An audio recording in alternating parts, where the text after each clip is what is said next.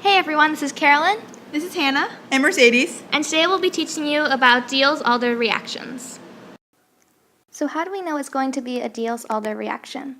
Well, first of all, they're always initiated by heat. And you can normally tell this is when you have the reaction arrow with a little triangle under it to represent the flames. Another common trait is that the reaction forms a six-membered ring. The most important part of a Diels-Alder reaction is the mechanism itself. So if you have a molecule like this with two alkenes and another alkene over here, all three pi bonds break and you form two sigma bonds and one pi bond. That's important because with the sigma bonds forming, you get a more stable structure. Now all of this happens in one step. It's a concerted reaction, so it's rather quick. Two specific molecules react in a Diels-Alder reaction. The first one is called a diene. Now there are two conformations of diene. The S-cis, which looks a bit like this, and the S-trans, which looks like this. To react in a Diels-Alder reaction, the diene must be in the S-cis conformation. It can start off in the S-trans, but it must first rotate into the S-cis conformation before it can react. The other type of molecule in these reactions is called the dienophile. Usually you can recognize it as a regular old alkene with whatever group's coming off of it. The mechanism that occurs when the dienophile reacts to the diene over here is that the pi bonds break and the electrons move in a sort of circular pattern. What's nice is that it's all a concerted reaction, so they all happen at once. Sometimes stereochemistry comes into play in Diels-Alder reactions. In this first example here, the dienophile is in the Z alkene formation with both groups on the same side. While we'll go into this more later in the presentation, what happens when this reacts is there is stereochemistry with both groups coming out or going in.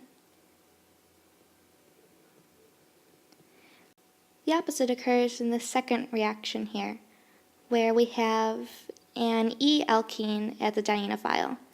So when it reacts and forms a six-membered ring, we'll have opposite stereochemistry with one group coming out and one going in.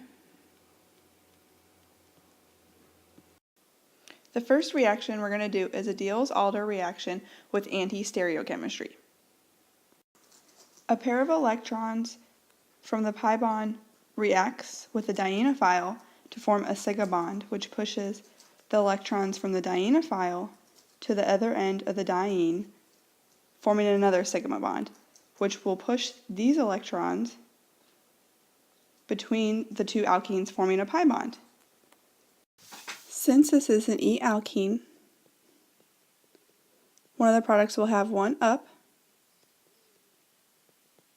and one down.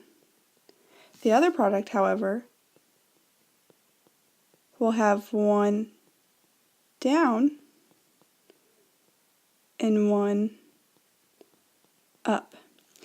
This is called a racemic mixture of enantiomers, which are chiral molecules that are mirror images of one another, or they can be opposite one another like the products shown here.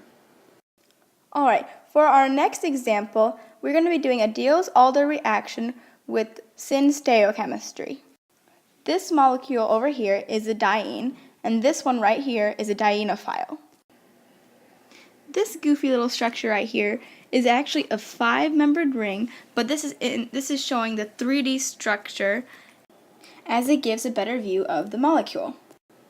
Cyclopentadiene is always going to be in the S-cis formation, therefore it will always be shaped just like this, hence no changes have to occur for it to react. As heat is added to the reaction, this electron moves here, this electron moves over there, and this one moves all the way over here. Now remember that all these steps happen at the same time because it is a concerted reaction. This means it happens in one step. So our end product would look like this. Notice how the end product has syn stereochemistry. This means that the bonds are sticking out towards us, meaning solid wedges, or they could be sticking inwards, having the dashed lines. Either way, these both mean the same thing.